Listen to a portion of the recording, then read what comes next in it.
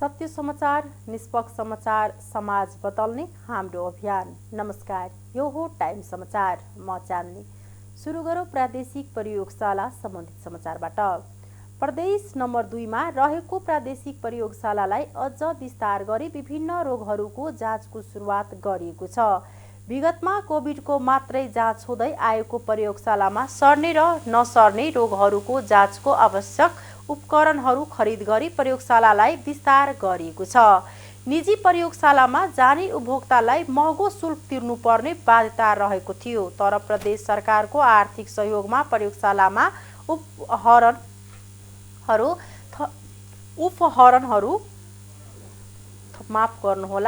उपकरणहरू थप गर्दै जाँचको दायरालाई समेत फराकिलो बनाएको छ। कार्यक्रममा बोल्दै सामाजिक विकास मन्त्री नवल किशोर शाहले प्रदेश सरकारले स्वास्थ्य क्षेत्रमा चाहेर पनि विकास गर्न नसकेको चर्चा कोभिड लगायतका कारणले सरकार चाहेर पनि काम गर्न नसकेको बताउनुभयो। उहाँले प्रयोगशालामा उपकरण थपिएसँगै जनताको स्वास्थ्य जाँचमा सहजता आउने बताउनुभयो। आम जनताको लागि भइरहेको छ। स्वास्थ्य कसरी हाम्रो 2 नम्बर प्रदेशको स्वास्थ्यको स्थिति सुध्रिन्छ, कसरी माने स्वास्थ्यको स्थितिलाई बदल्ने हाम्रो प्रदेश सरकारको यो प्रयास हो। तपाईँको ठिकैमा यो हुन त अब 4 साल हुन लागेको छ, तर 2 सालदेखि त्यो कोरोनाको कारणले धेरै कुराहरू हुन सकेन। तर पनि अब समय आएको छ। यसबाट हामीहरू चाहन्छौँ कि अब यो 1 साल या 6 महिना मानिलिनुहोस् हामीहरूको समय छ। मन्त्री भएर के पनि गरेको छैन जस्तो लाग्छ कि त्यसै कारणले यो एउटा अति महत्त्वपूर्ण काम हो। बिमारी हुनुभन्दा अगावै उसको परीक्षण गरेर उसको टेस्ट गरेर बिमारी नहुन दिनु यो एउटा कुरा हो। त्यसै कारणले तपाईहरू पत्रकारज्यूहरूसँग मेरो के निवेदन छ भनेदेखि जसको लागि यो कार्यक्रमहरू भइराखेको छ, आम जनताको लागि, ओ आम जनतालाई जागरुक गर्नु पर्यो। त्यो प्राइभेटमा नगएर यहाँ सरकारी प्रयोगशाला खुलेको छ। प्रयोगशालामा हामी एकदम प्रयास गर्छौँ। हाम्रा श्रवण कुमार मिश्रको अध्यक्षतामा यो प्रयोगशालाले एकदम मेहनतको साथ आफ्नो सम्पूर्ण क्षमताको साथ जनताको सहयोग गर्छ र तपाईहरू यसको जनचेतना बढाइदिनुस्, जनचेतना फैलाइदिनुस्। तपाईहरुको लागि, यही प्रदेशको आम जनताको लागि यो कामहरू भइरहेछ। यो प्रदेश सरकारले मात्र कुनै मन्त्रीको लागि कि कुनै बुजुर्ग वर्गको लागि बनाइराखेको छैन, आम जनताको लागि भइरहेको छ। नवल किशोर शाह सामाजिक विकास मन्त्री, उहाँले जनताले यसबाट लाभ लिनुपर्ने बताउनुभयो। कार्यक्रममा बोल्दै प्रयोगशालाका निर्देशक श्रवण मिश्रले प्रयोगशालामा धेरै प्रकारको जाँच हुने बताउँदै यसबाट जनतालाई धेरै सहयोग पुग्ने बताउनुभयो। उहाँले जनता प्रयोगशालामा जाँचकै लागि भएपछि अन्यत्र जानुपर्ने बाधा रहेको थियो, उनीहरूको लागि पैसा र समय दुवै बचत हुने बताउनुभयो।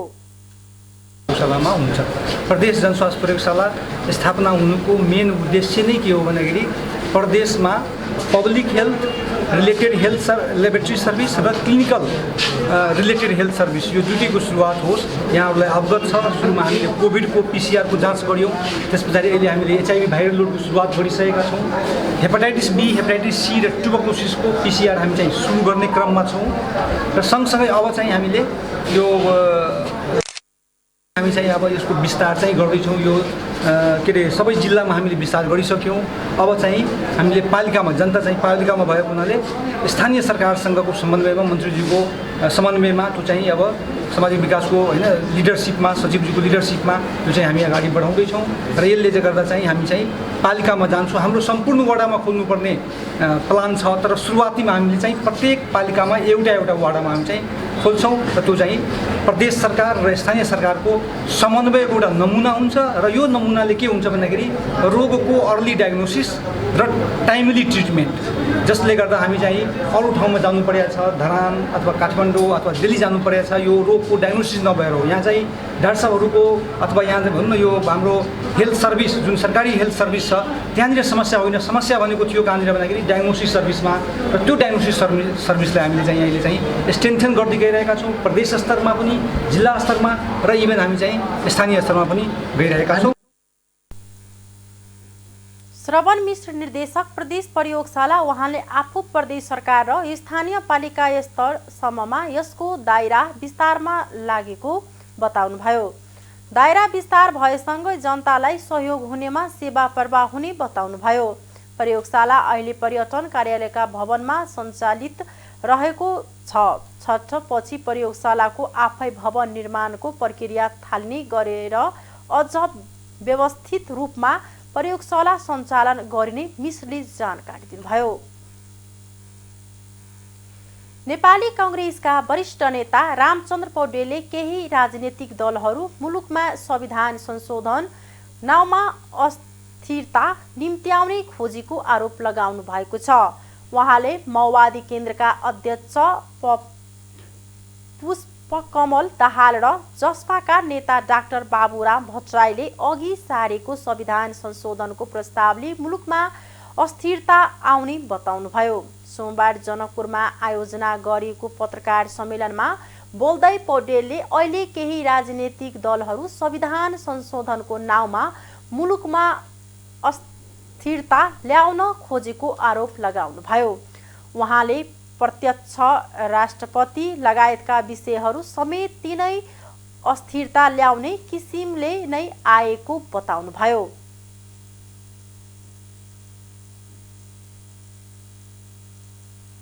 संविधान बनाउँदा एउटा कुरा अलिकति त्यहाँ नपुग भनेर हामी आफैले चाहिँ हामी संशोधन गर्छौँ केही कुराहरूमा भनेर मधेसका पार्टीहरूसँग हाम्रो एउटा अन्डरस्ट्यान्डिङ बनेको हो।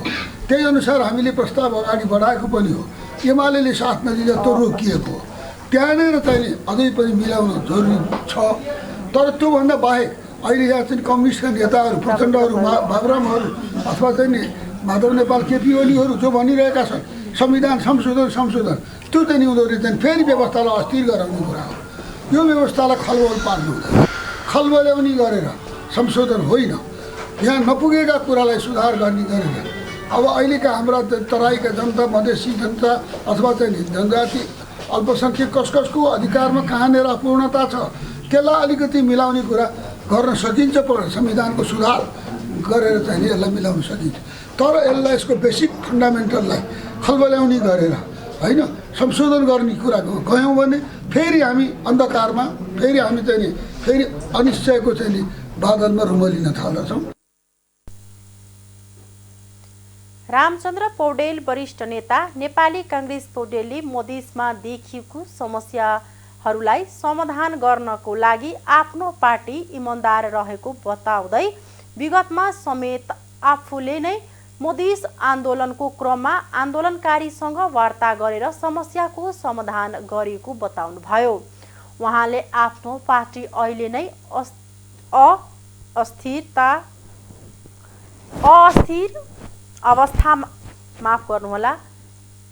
अस्थिर अवस्थामा रहेको बताउँदै यसलाई विधिको आधारमा ल्याउनु पर्ने आवश्यकता ओल्याउनु भयो। पौडेलले न्यायालय क्षेत्रमा देखिएको विवादलाई समाधान गर्नको लागि पार्टी इमानदारीतापूर्वक अगाडि बढ्ने बताउनुभयो। उहाँले देउवालाई प्रधानमन्त्री अदालतको कुनै सेटिङ भन्दा पनि संविधानको वास्तविक व्याख्याको आधारमा भएको बताउनुभयो।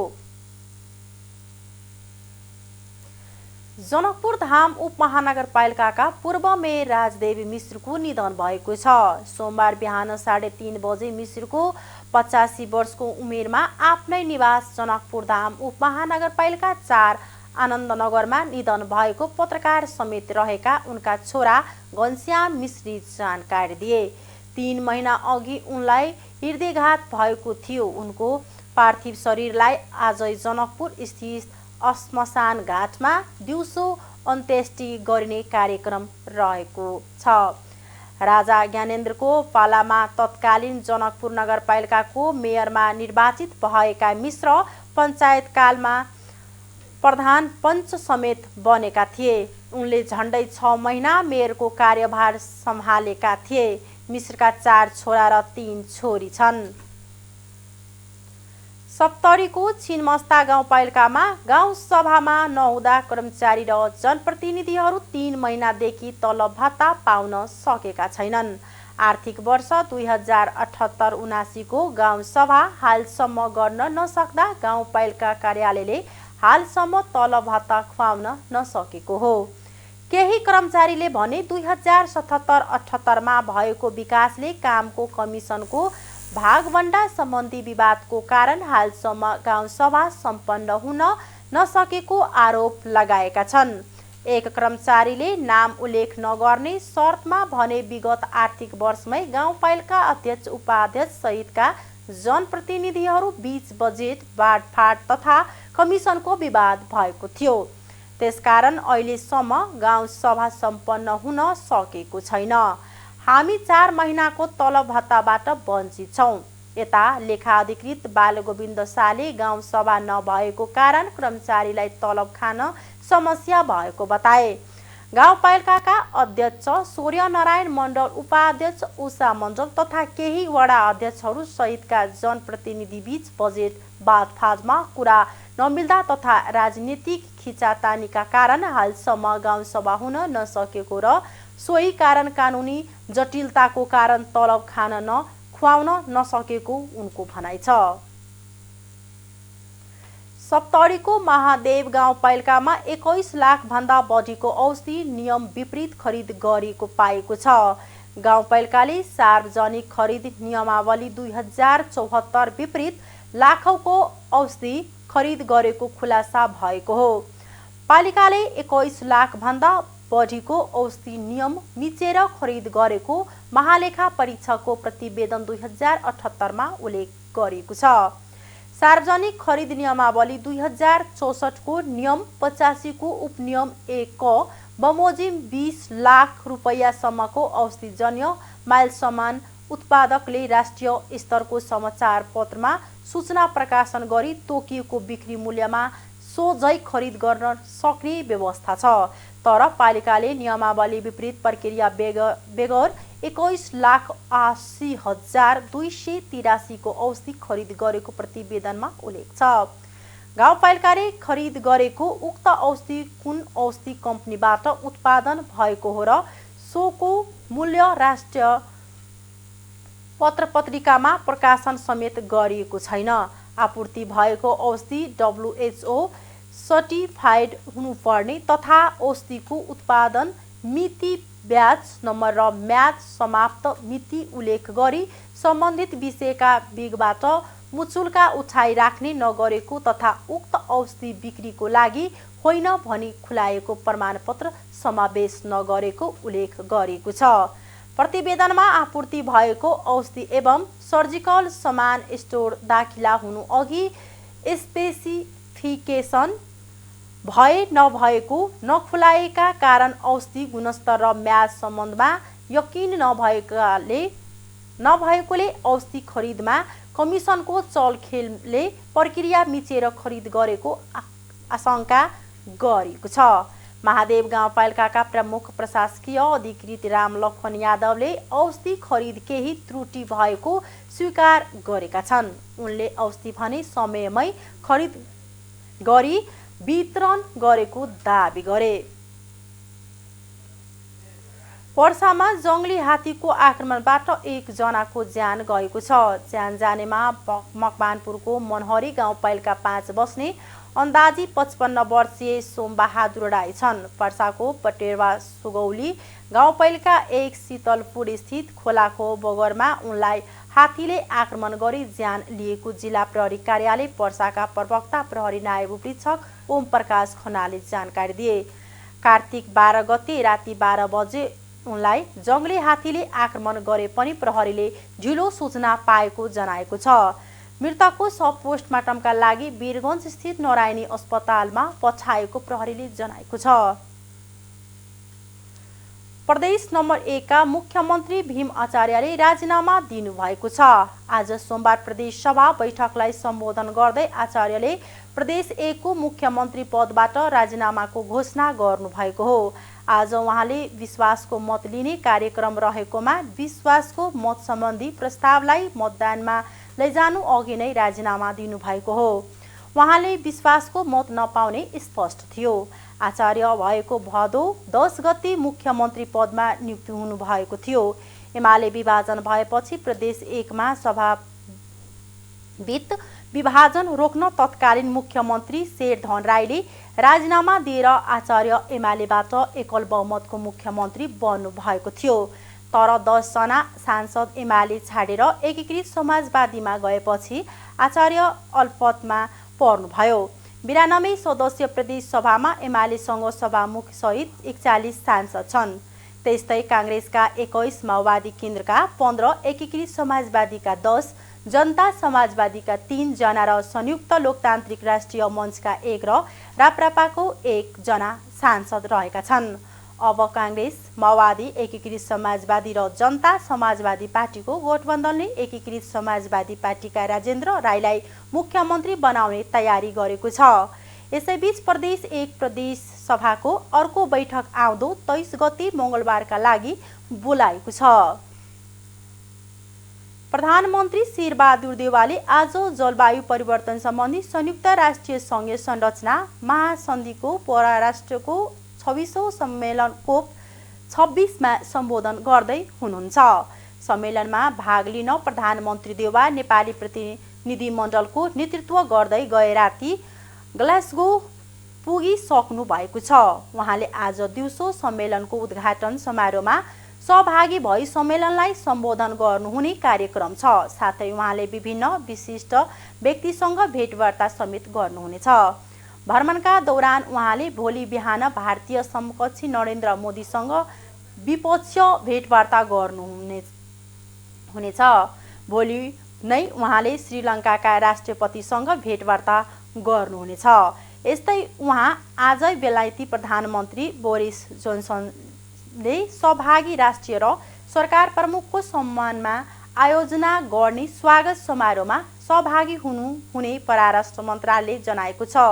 यस्तै भोलि बेलायती प्रधानमन्त्री बोरिस जोन्सन र स्कटल्यान्डका प्रथम मन्त्रीले सीमित राष्ट्रिय अध्यक्ष तथा सरकार प्रमुखका लागि आयोजना गर्ने ब्रेकफास्ट रिसेप्सनमा पनि प्रधानमन्त्री देउवा सहभागी हुने मन्त्रालयले जनाएको छ। प्रधानमन्त्री देउवाले हिजो र अस्ति लन्डनमा विभिन्न सङ्घ संस्थाका पदाधिकारीहरूले भेटवार्ता गर्नुका साथै विभिन्न कार्यक्रममा सहभागी हुनुभएको थियो। प्रधानमन्त्री देउवाले पर्सि स्कटल्यान्डको इडिनबर्गमा रहेको रोयल बोटानिक गार्डनको भ्रमण गरी सम्बोधन गर्नुहुनेछ। उहाँ आउँदो बिहिबार स्वदेश आइपुग्ने कार्यक्रम छ।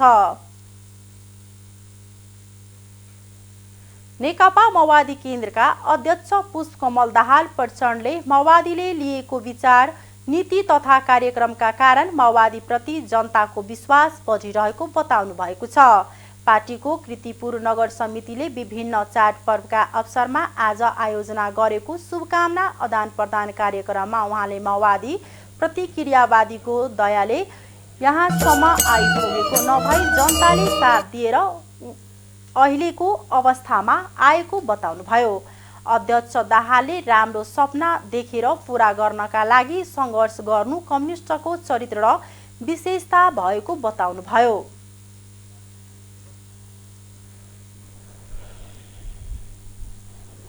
ठीक छैन, यो समावेशी समानुपातिक भनेर बेकारमा दलितहरू, महिलाहरू, जनजातिहरू, मधेसीहरू, मुस्लिमहरू सबैलाई राज्य संयन्त्रमा तलदेखि माथिसम्म प्रतिनिधित्व गराउने पनि यो माओवादी नै हो।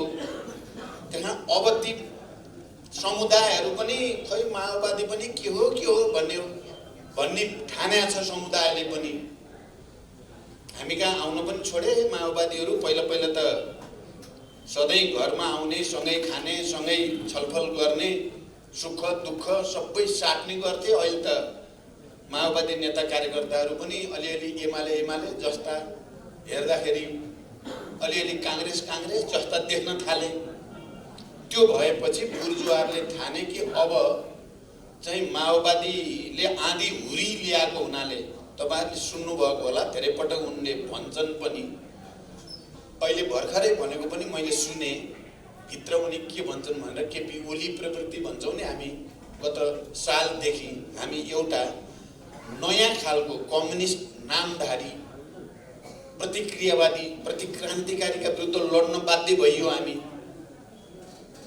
गर्न जानिरहेका छैनौँ, हामीले मार्केटिङ गर्ने हाम्रो क्षमता अलि पुगेको छैन। तर हामीले गरेका राम्रा ऐतिहासिक ठुल्ठुला कामहरूदेखि जनताको जीवनमा चाहिँ परिवर्तन ल्याउन गरिएका सबै विकास निर्माणका कामहरू, यो सबै जनताको बिचमा स्थापित गर्न जरुरी छ। मलाई लाग्छ आज यो शुभकामना आदान प्रदान कार्यक्रममा हामी सबैले एउटा नयाँ सङ्कल्प सहित पार्टीलाई पुनर्निर्माण गर्ने, जनसङ्गठनहरूको पुनर्निर्माण गर्ने, जनतासँगको सम्बन्ध सुदृढ गर्ने, जनताको बिचमा हामीले अलिकति गल्ती गऱ्यौँ बिचमा अब हामी सच्याउँछौँ भनेर आत्मालोचना सहित जनताको घरमा जाने यो काम गऱ्यौँ भने केही महिनाभित्र एउटा उभार आउने सम्भावना छ। मन्तव्यका क्रममा पनि त्यो कुरा अलिअलि झल्को आउँछ। हामी अहिले नयाँ सङ्कल्प सहित फेरि अगाडि बढ्नु पर्दछ भन्ने आवश्यकता बोध चाहिँ हुन थालेको फेरि सकारात्मक कुरा पनि देखिएको छ। उहाँले यस्तो सपना देख्नु नराम्रो नभएको बताउनुभयो। त्यो सपना जायज भएको कार्यकर्ता र जनतामा आएको ऊर्जाले प्रमाणित गरेको अध्यक्ष दाहालको भनाइ थियो। भूमिहीनलाई लाल पूर्जा दिने काम कीर्तिपुरबाट सुरु गर्न सम्बन्धित मन्त्रीलाई आवश्यक सुझाव दिएको अध्यक्ष दाहालले बताउनुभयो। नेपाली सेना र अमेरिकी सेना बीच संयुक्त तालिम अभ्यास एक्सटेक-नेल 22 को सुरु भएको छ। छाउनीमा रहेको रेन्जर गनमा आज सोमबार आयोजित एक समारोहका बीच नेपाली सेना र अमेरिकी सेनाको संयुक्त तालिम अभ्यास सुरु भएको हो। नेपाली सेनाको विशेष फौज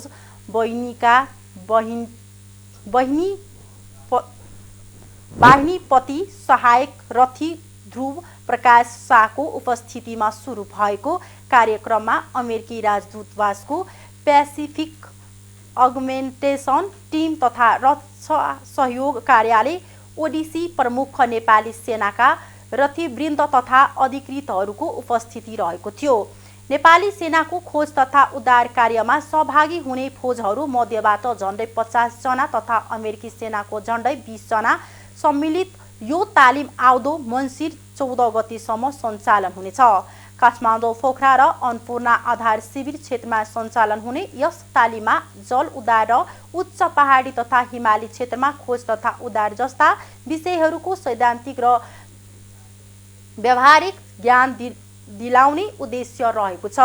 यस किसिमको संयुक्त तालिमबाट दुवै देशका विपद व्यवस्थापन कार्यमा संलग्न रहने फौजहरूमा उच्च पहाडी तथा हिमाली क्षेत्रमा गरिने खोज तथा उद्धार सम्बन्धी सैद्धान्तिक तथा व्यावहारिक क्षमता अभिवृद्धि हुनका साथै दुई देशबीचको मैत्रीपूर्ण सम्बन्धलाई थप सुदृढ बनाउने सहयोग पुग्ने विश्वास नेपाली सेनाले लिएको छ।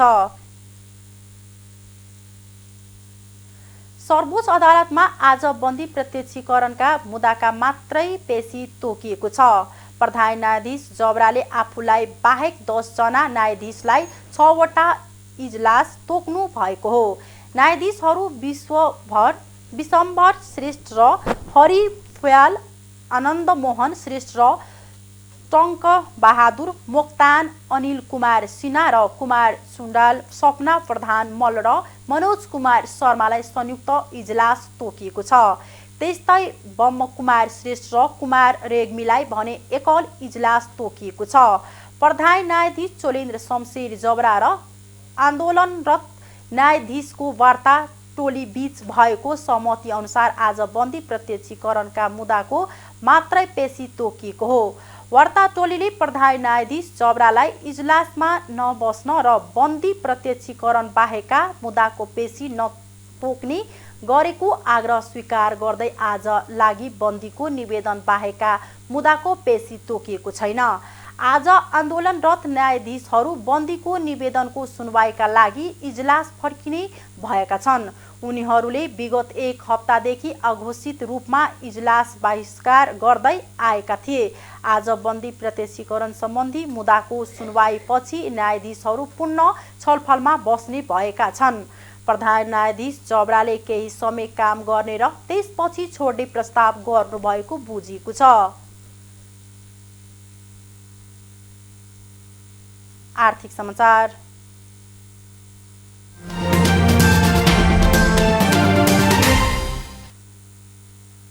चिलिमी जलविद्युतीय कम्पनीको अगुवाईमा सिन्धुपाल्चोकमा निर्माणाधीन 102 मेगावाटको मध्ये भोटेकोशी जलविद्युतीय आयोजनाको काम 75% सकिएको छ। 2079 पुसभित्र सक्ने लक्ष्य राखी आयोजनाको निर्माण धमाधम भइरहेको छ।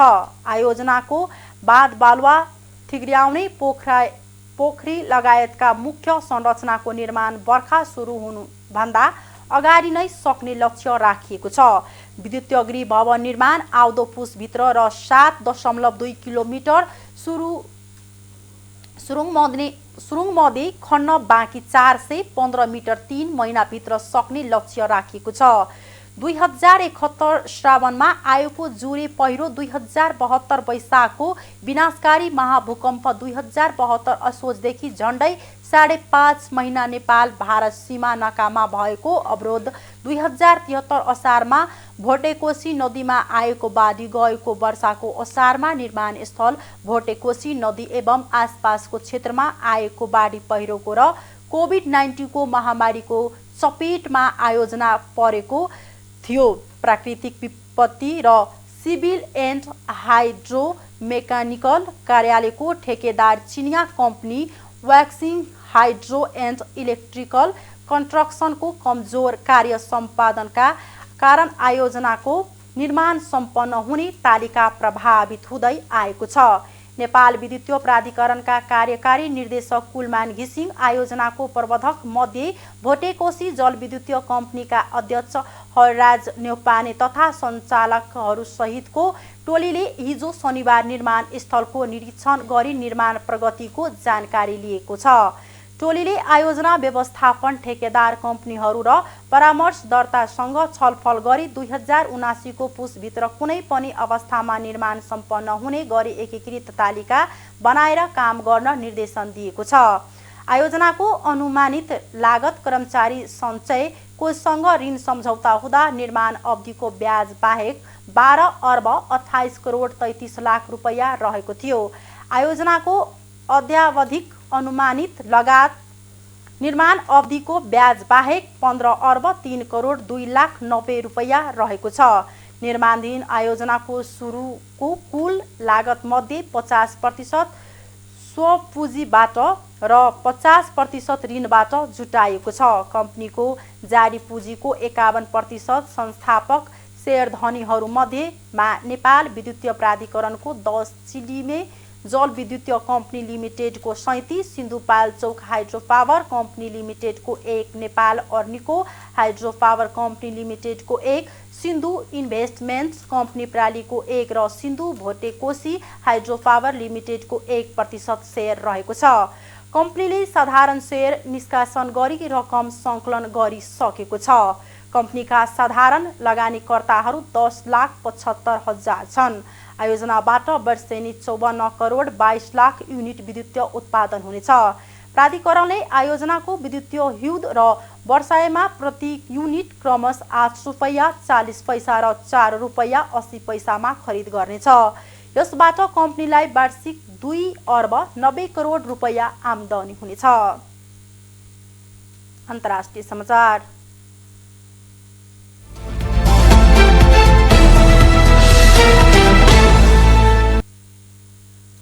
विश्वका ठूलो अर्थव्यवस्था भएका देशहरूको समूह G20 मा कार्बन उत्सर्जनलाई घटाउँदै लैजाने सहमति भएको छ। G20 का नेताहरूले विश्वमा भइरहेको तापक्रम वृद्धिलाई 1.5 डिग्रीमा सीमित राख्न सार्थक एवं प्रभावकारी योजना बनाउने प्रतिबद्धता पनि व्यक्त गरेका छन्। इटलीमा 2 दिनसम्म भएको G20 शिखर सम्मेलनमा जलवायु परिवर्तनका विषयमा छलफल भएको हो। नेताहरूले जलवायु परिवर्तनका कारण समस्यामा परेका गरिबी तथा विभिन्न देशलाई सहयोग गर्न 100 अर्ब डलर जुटाउने प्रतिबद्धता पनि व्यक्त गरेका छन्।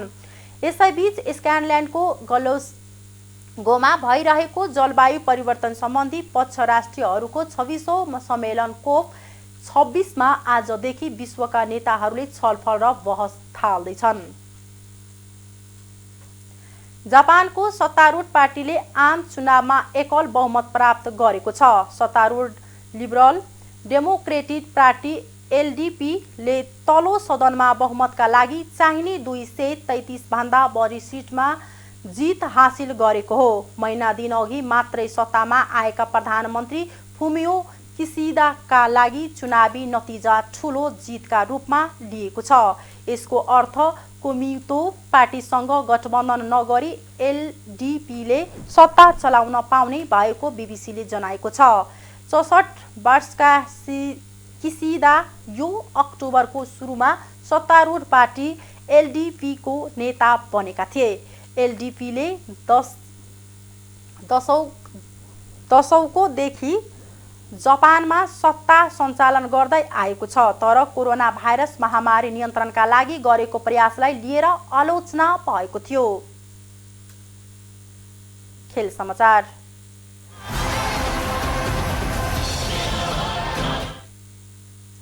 नेपाली राष्ट्रिय क्रिकेट टिमको मुख्य प्रशिक्षक पदका लागि 60 जनाको आवेदन परेको छ।